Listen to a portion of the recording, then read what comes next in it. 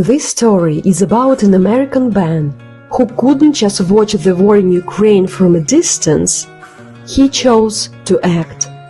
After Russia's full-scale invasion, he first delivered humanitarian aid, but soon found himself in a forge, crafting essential metal staples for frontline defenses. With no prior experience in metalwork, he learned everything on the job. His dedication went beyond just physical labor. Over the past year, he learned to speak Ukrainian, embracing the language and culture of the people he came to help. Why did he make this choice? What drives him to stay in a country facing daily missile attacks and constant danger? In this interview, Ben shares his incredible story, his motivations, and the lessons he has learned along the way. Stay tuned, his words might just change the way you see the world. Sunny Florida, the ocean and endless beaches, and then war-torn and cold Ukraine. What drove you to leave behind comfort for battlefield? Let me start with that because it has to do a lot with my previous life experiences in the U.S. I grew up in South Florida. I lived close to the beach. It was a 5-mile drive to the beach. I've always lived in sunny, warm weather. But I lived in Georgia in the U.S. I lived in China for a year. And then I came back home and I was a caregiver for a terminally ill parent for around 6 years. And after that, I knew that I needed to do something very different. And the war in Ukraine started, and I knew I didn't feel right being home with everything I experienced, that I would need to do something better with my life after this. So I decided that Ukraine would be the place that I would go to. Leaving the comforts and all these sorts of things, I didn't really see that as an issue, because in some ways the comforts, sometimes life can be too comfortable. And I've definitely felt that at times. But now that it is February, it is very cold in Ukraine. I did not expect this sort of weather conditions, especially if you add on to the power outages. But luckily, we've been very fortunate lately with the power outages. We haven't had too many. And did you know much about Ukraine before the war started? No. Honestly, I was very ignorant of Eastern European history, the background. My major in college was international affairs, so I'd say I know more than the average person, but I was at East Asia focused. I was more focused on China and Japan's relations. So understanding Ukraine's history and its relationship with the Soviet Union, with the imperialist Russia past, dealing with that was all something I had very little knowledge of or understanding of. So I understood, obviously, when we had the Maidan revolution. I was paying attention to Ukraine then. That was very big. I was very inspired by what the Ukrainian people were doing. And I felt that it was a very courageous thing that the Ukrainian people were able to mobilize and come together in such a way to voice what they actually wanted for their country. And of course, this is pretty much a continuation since then of what's going on here in Ukraine. Yeah, I see. So you've already heard about Ukrainians' resilience and courage by then. Yes. Probably that is what drove you. Okay, I see. So, and you started with humanitarian aid, and then you moved into working in a forage to support frontline. What was the challenging part in this transition? Honestly, that it was kind of in the sense of, for most foreigners, I think if you come to Ukraine and you don't have any relatives, you don't have any background in Ukraine, you're coming fresh off the train, let's say it like that. Generally, you would start with humanitarian work. And basically, I kind of had the decision in my mind, because the first couple of months I was thinking, how best can I help Ukraine? How best can I best help what's going on here? And there was the duality of, like, do you help the civilians or do you help the military? Both of them need help. But I kind of ended up thinking more that the soldiers need more help right now. Things need to be done on the front. The worsening condition on the front means more civilians suffer. So the more you can do to help a soldier, the more you help civilians in the long term. And if I give like an anecdotal story, I did a humanitarian run with my van to Odessa, and I was in Moldova at the time trying to get my visa into Ukraine for to stay longer. And I was, mulling over that idea of like, all right, well, what am I going to do once I get my visa? And I was delivering diapers of all things to a place in Odessa that desperately needed them. And I got 900 diapers. I dropped them off, and it was all done in a day. I was like, well, I feel kind of empty a little bit afterwards. Obviously, I'm not handing the diapers to the kids or the family. I trust the place. They actually distributed them. There's a very good place. But then I was like, all right, well, is that it? Is that all I'm going to do? And so I was at McDonald's, and the McDonald's next to the train station in Odessa, and you see a lot of young boys. A lot of young boys in uniform about to go off. And I remember watching one family at the McDonald's, and it was a mom, and you can see the utter dread in her face watching her 20-year-old something child waiting for a train to get on a train to head out to God knows where. And she doesn't know what's going to happen to him. And I made the decision. I'd rather help that boy. I'd rather help those guys, make sure they get what supplies they need. So, we can end this. Well, it's really touchy, I understand. And thank you for sharing and for keeping moving and supporting whenever you can and how you can. Okay, let's move to another point, probably not so touchy one. Sorry. So, learning a new language isn't easy, for sure, especially a Slavic one. And I have a lot of American friends, and I tried to teach them Ukrainian. It was crazy. It was so difficult, even for me teaching, because the difference is significant. And I Yes. know that you picked up the Ukrainian like in a year. How did you manage to do it? Я не можу сказати, я можу говорити українською як нормально. Дякую, це дуже мило, але українською, це чесно, це складне слово, мова. It's a hard language. And in English, I'll say, it's a tough language. But fortunately for me, I studied Chinese in college because I was in East Asia Focus, 我会说中文. Not any good anymore. It's been over 8 years since I've had to use Chinese, but I understood that languages can be extremely different. They can be extremely different, and you need to be very flexible in how you approach learning that language. But Slavic languages, yes, it's interesting because I grew up learning Chinese. You learn to live off of flashcards. You live off of flashcards. That's how you learn, because you need to recognize the characters. You can't use flashcards to learn Slavic languages. I've learned that because it doesn't matter if you know the base word, because you're rarely ever actually going to use the root word. You're going to use it with some case.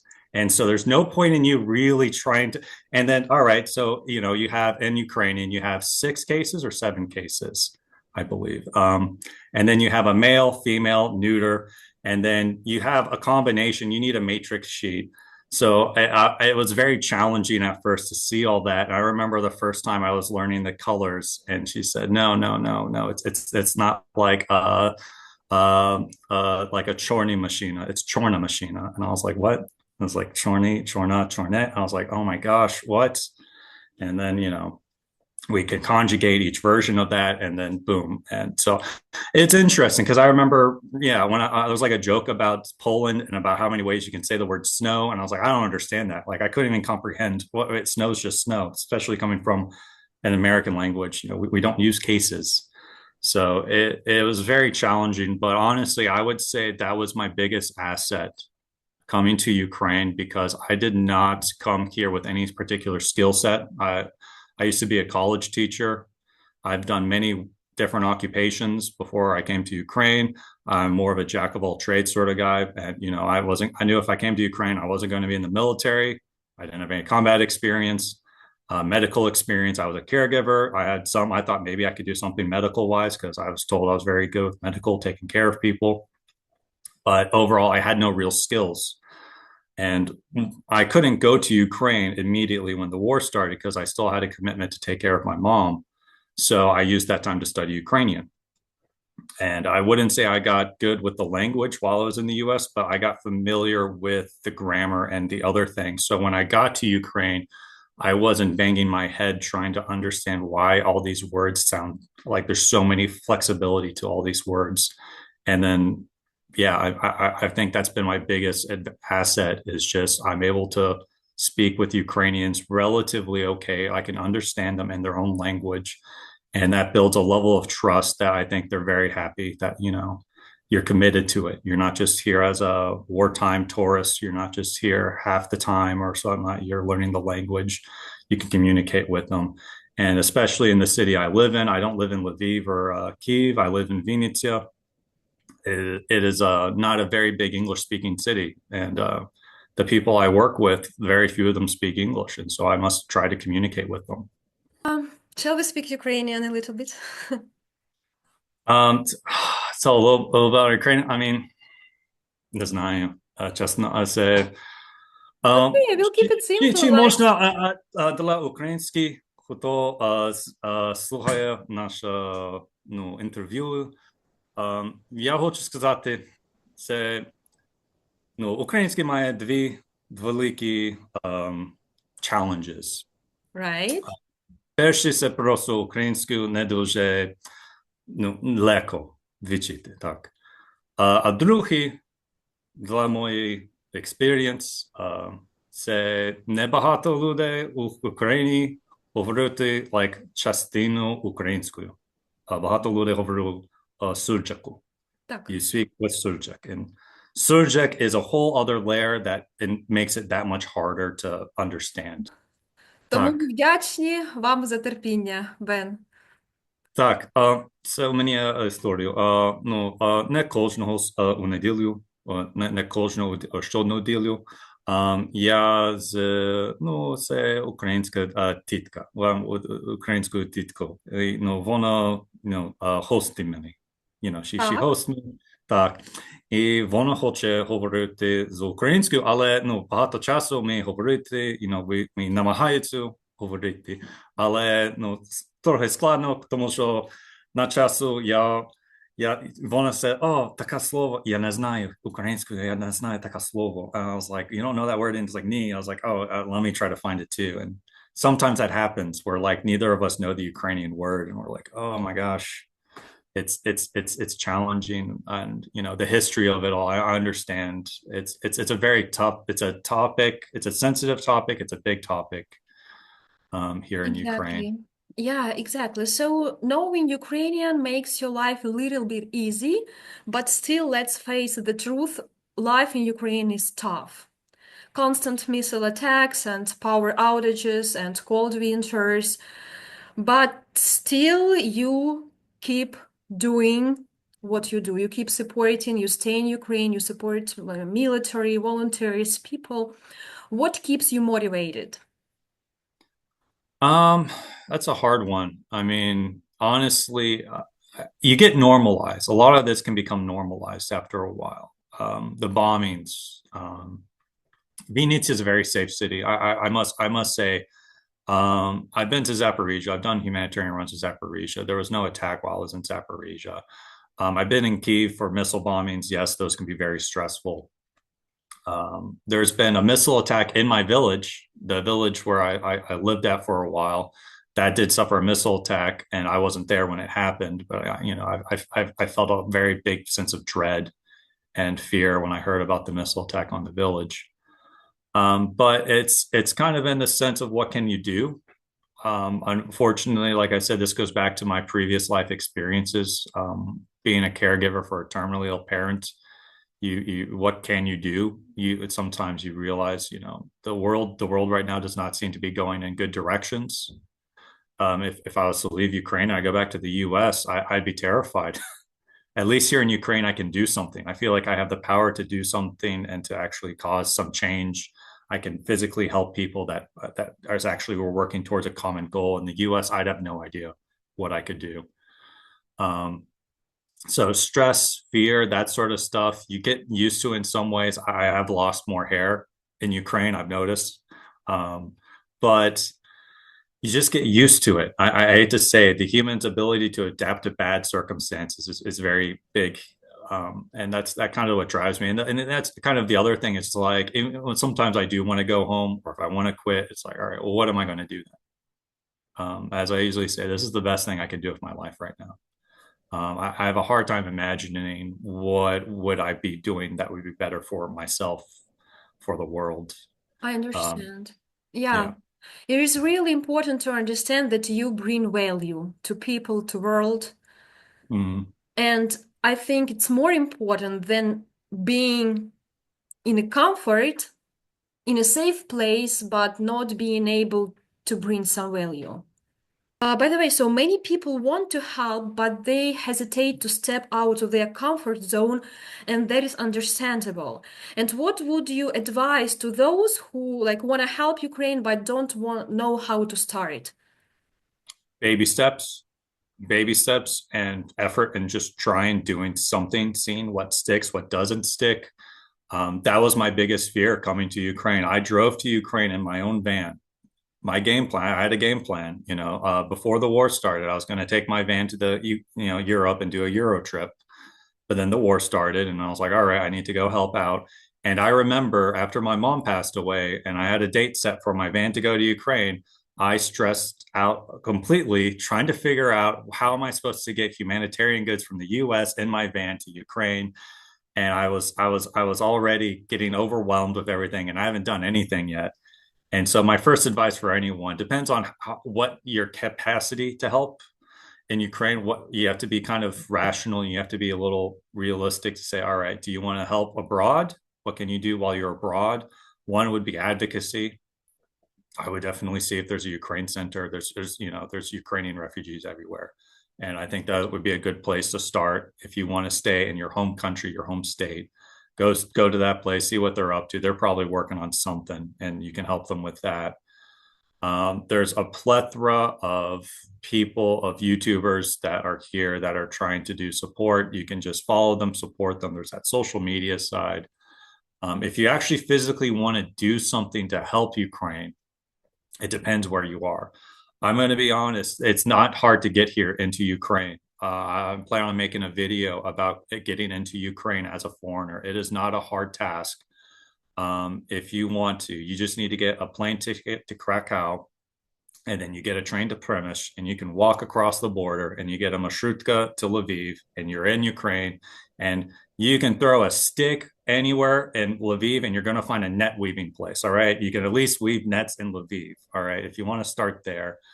But there's unfortunately, I hate to say it, like Ukraine seems like, when I try to reach back to people back home, I feel like there's not as many people interested.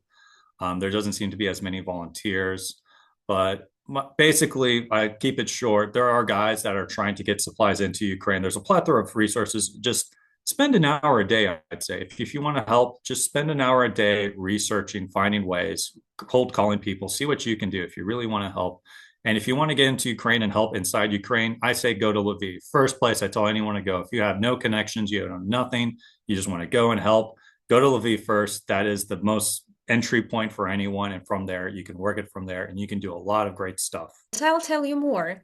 We can even simplify this journey for the foreigners because I can meet them in Poland. That is what I used to do. So I met some Americans who flew for the first time in Ukraine. I met them in Poland, in Warsaw, like to make this, I don't know, transition or their experience a little bit smoother. So I just Right. met them. I showed around, right? And then they headed to Ukraine. So it is also an option for me. I can come almost to any city in Poland and just to talk to a person or to advise something for sure. I also know that you have your project, so Florida Man for Ukraine. You have a YouTube channel. Can you please let us know a bit more about that? Yeah. At first, basically, I was not certain about what my game plan was in Ukraine. I had many different ideas, what I wanted to try to do here. And basically, I kind of found the Forge. And we need to talk about the Forge. I haven't really talked about the Forge. And Florida Man for Ukraine.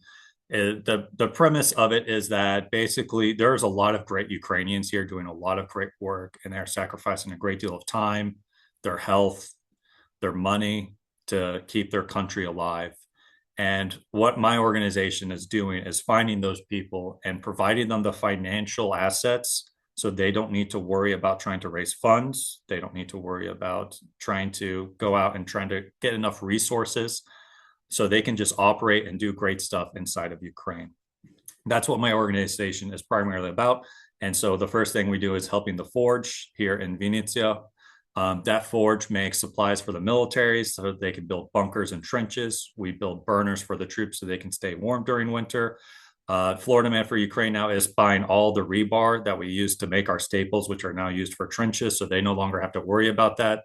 So the funds they create are now being used to buy the metal to build the burners. So it's one less stressor. Fundraising is a big stressor here, always making sure trying to find the money. It's a big issue here. So I'm happy that I've been able to do that for them.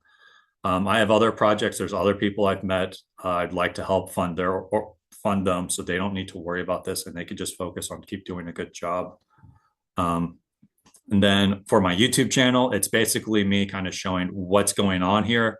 It's a accountability mechanic to show you what I am doing, some life experiences that I've had here. Sometimes it's a bit of a blog. Sometimes I show some stuff that I do that's not related to my organization. It's just my own volunteer stuff I do on my own that none of the funds go to. But other times it's showing what we're doing at the forge, the stuff we're making. And hopefully it's almost, I hope the kind of people can use it in the future as like, just a document of history, like, all right, this is something that happened. All right, we can actually see from an English speaking perspective, oh, this is how local Ukrainians got together. They can, I love the ingenuity here.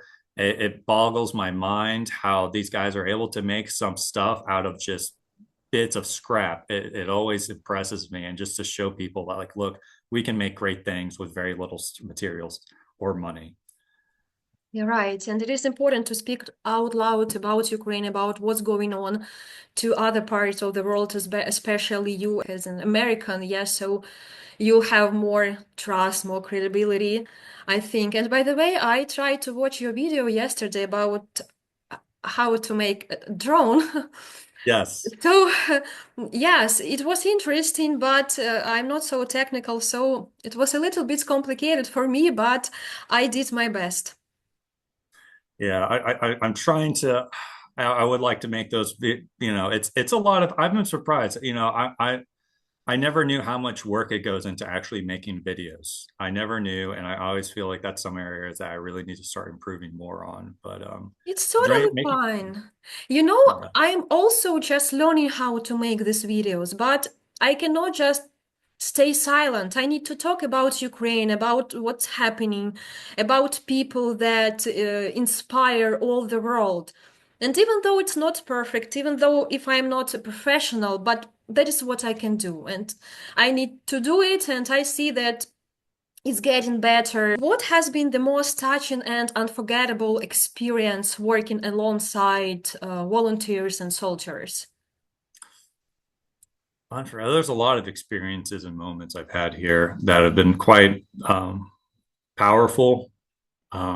Usually, it's seeing the fruits of your labor, because often I think in the wartime, especially when it comes to humanitarian work, trying to just do good, people don't realize how difficult it is just to do good. Like half the battle is figuring out how do you actually do some good. Figuring out how to get things to work and get things moving.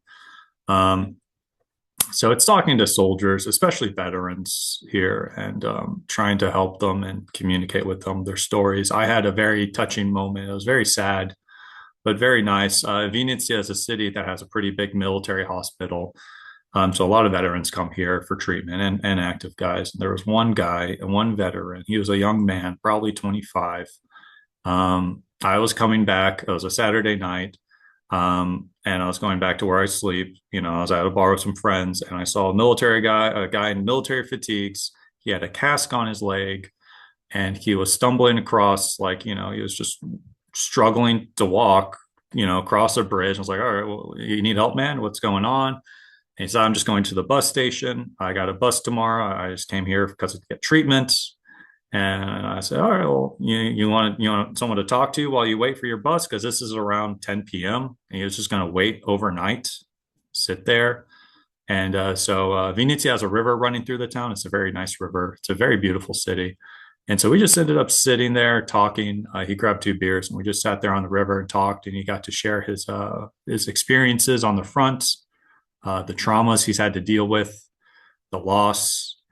And it was very touching to kind of just be there and let him kind of do that, and just a very human moment that I think it was something that I wasn't expecting that night, and I could tell he had a lot on his shoulders, and he went through a lot, and it's just that gets me sometimes, just the amount of suffering people have gone through here, and I don't think people back home understand like how bad the world can really get, or how bad this situation can get.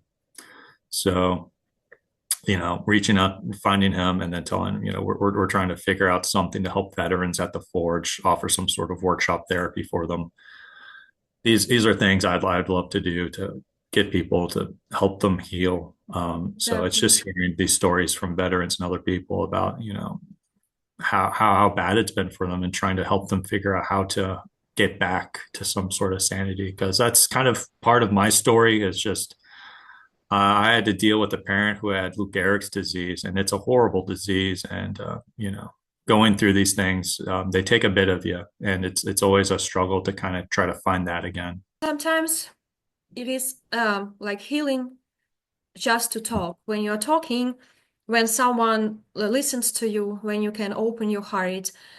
And in such difficult situation, it is important to open your heart and to express your real feelings. You cannot hide them anymore. So you became more sensitive and vulnerable. But I think your strength is in showing your vulnerability. Yeah. And with that being said, how this journey changed you personally? Oh man, it's always growth moments. It's these challenges give us moments to become more confident in ourselves, and to better realize who we are as a person, our limitations, our what were we good at, where are we not good at, what challenges do we face. I mean, I've become a far more mechanically competent man. Back in the U.S., I would not say I didn't have the same mechanical skills as I did now. I feel like I can build and do anything I can. You're here in Ukraine. I have my own garage. I work on drones. I have a better understanding of how machines work now. So everything I far more competent when that sort of stuff. Challenge wise, life wise, I did get sick here in Ukraine, and then learning to kind of overcome being sick in a time during winter and the power outages. You just kind of learn to build that resilience and stubbornness almost.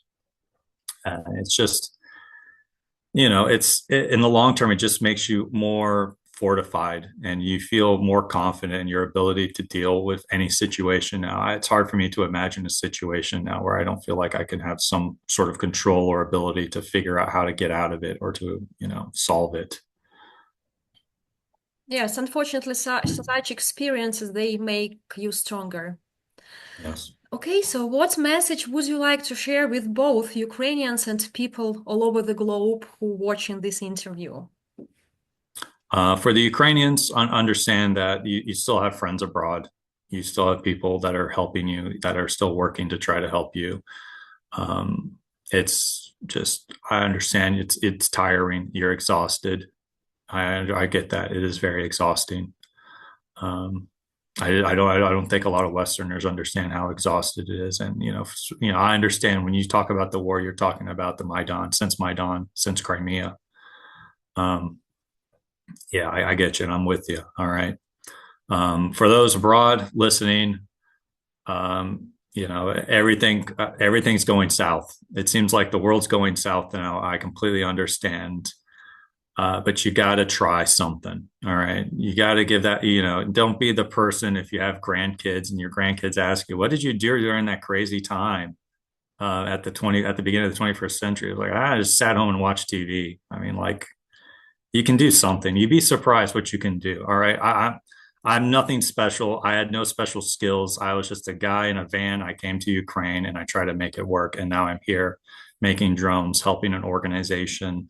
We're making stuff for the people on the front. You'd be surprised what you can do. All right. You can do more than, what you think you're capable of. You know what?